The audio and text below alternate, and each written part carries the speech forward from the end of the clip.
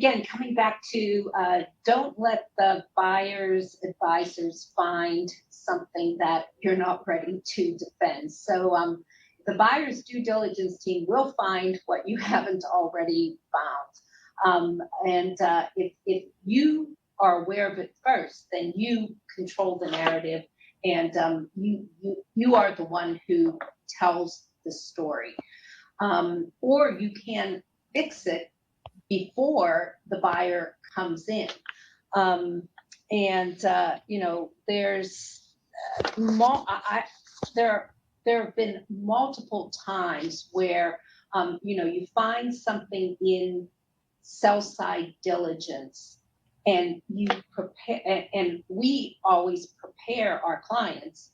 Okay, this is going to be the question. This is what's going to come up. A good example is deferred revenue. Deferred revenue is always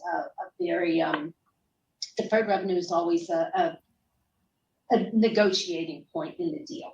So if you are not thinking about that as a negotiating point and something that a buyer is going to challenge you on, they come in and they say, well, you have this deferred revenue.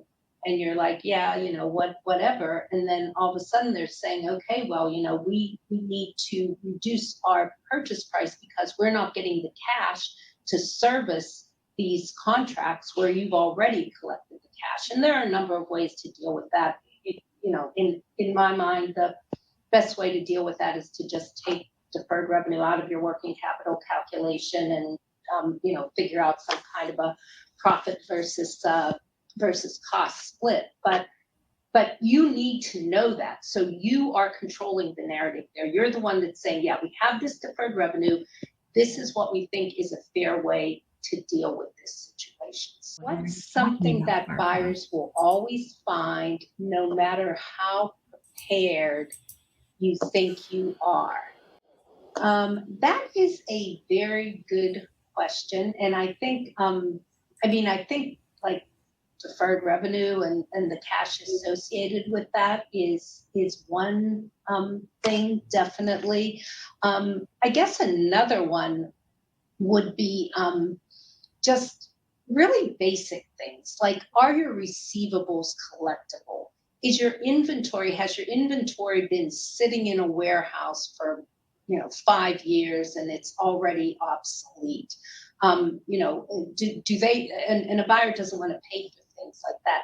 And actually have an example for that one too, because we actually did diligence for a buyer for a carve out of a company that was selling landlines. This was many years ago. This was back in like the early 2000s when people still had landlines, and they were selling landline phones. And they had a whole warehouse full of landline phones. And then they had all of these receivables that had been on their books for like 3 years, 4 years. And we put together a diligence report for the buyer saying, you need to take this into consideration because this amount of the receivables are worthless. This amount of the inventory is worthless. And the buyer fell in love with the deal. And so they came in and they totally ignored, we said, you really need to be careful of this. And they're like, yeah, we just want to make this deal happen. So they did the deal. And about 6 months later, I got a call. I was being subpoenaed for a deposition because the buyer had sued the seller because they said that they had misrepresented their inventory, their receivables, and there were some other things. And so I went to do the deposition, and the attorney who was with a very expensive New York law firm that did only M&A, and the attorney pulled out the diligence report that we had provided and said, Ms. Ard, I see here that you said that this inventory is worthless. And I looked at it and I said, yes, that's what it said. And they said, well, was your buyer aware of this? And I'm like, well, Yes, they had the report, and we just, I mean, I couldn't lie, and I felt kind of badly because they were our Right. clients, but you know, and shortly after my deposition, they ended up settling. I don't know the exact terms, but I will tell you that they paid millions of dollars to attorneys before um, they they finally came to an agreement on that. So basic stuff. It'll be found out eventually. It's just a matter of who and when. That makes sense. Thanks for sharing that story. Barbara, I'm going to let you continue the conversation around surviving buyer Okay, scrutiny. so and some of this I think we probably have already talked about, but buyers are very interested in revenue. Is your revenue real? What is your revenue recognition policy? Do you follow it consistently? Is it correct? That's the biggest deal. And also they're looking at if your revenue is going like this, what's the reason? Did you have some one-off deal? You know, maybe it was COVID and you're a maker of masks, and all of a sudden, you know, your mask revenue went up like that, and they're gonna discount for that. So you need to be able to explain, you know, the trends in your revenue. Are you going from one product to another or one service to another?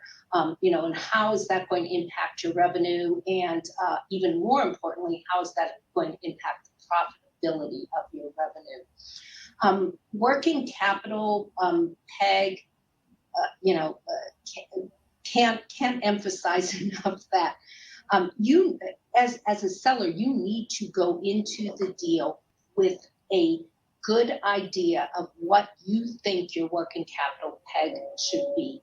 And you also need to recognize that everyone is focused on that because it is real cash one way or the other as you do the deal. And you want to come up with something that's fair, and you also want to make sure that it is extremely well defined. And this is where like a knowledgeable diligence provider who's worked both sides of the equation, who knows what the buyers want and knows what the sellers want, that's where, you know, that can be really really helpful. Yeah, they want to know that you have a close cycle, that you're at least quarterly, preferably monthly.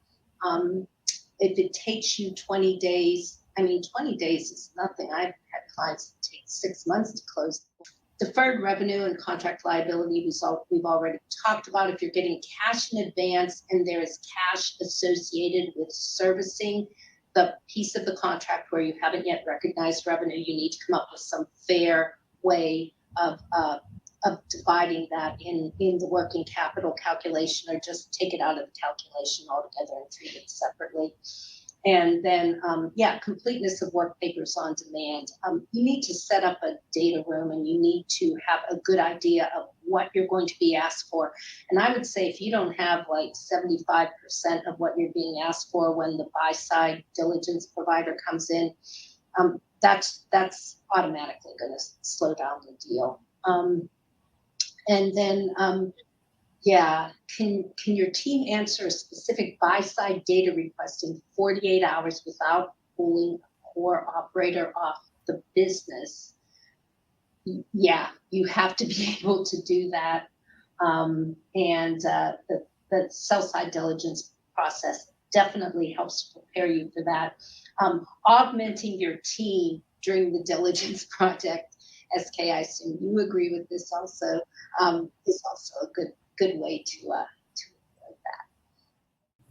Yeah, and augmenting your team doesn't mean you're replacing them either, right? And it can mimic your style. So we've had CFOs bring in other CFOs that have gone through a transaction before because they themselves have never gone through a transaction, and it goes to that whole you don't know what you don't know circumstance, but you're learning through the process. But by bringing in a fellow CFO that can walk you through it as like a consultant, makes you look like a rock star, and you're learning it so that you're prepared for the next time it happens too.